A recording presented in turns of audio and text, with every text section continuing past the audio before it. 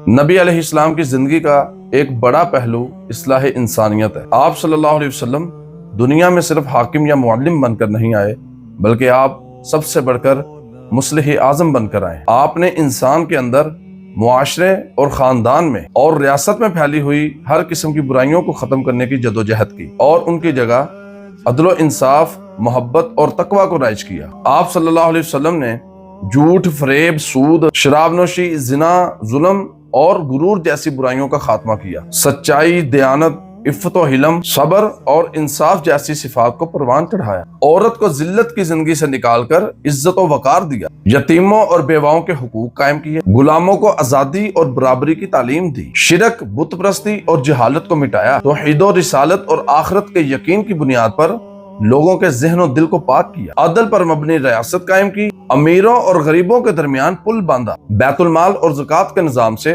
غربت کے خاتمے کی بنیاد رکھی۔ الغرض نبی کریم صلی اللہ علیہ وسلم نے صرف ایک شعبے میں نہیں بلکہ انسانی زندگی کے ہر پہلو میں اصلاح کی اور ایک ایسی امت تیار کی کہ جس نے دنیا میں عدل و علم اور خیر کو عام کیا۔ آپ صلی اللہ علیہ وسلم کی اصلاحی کوششوں کا نتیجہ یہ نکلا کہ جو قوم کبھی ظلم و جہالت اور دشمنیوں میں ڈوبی ہوئی تھی، وہی دنیا کی سب سے مہذب اور عادل امت بن گئی۔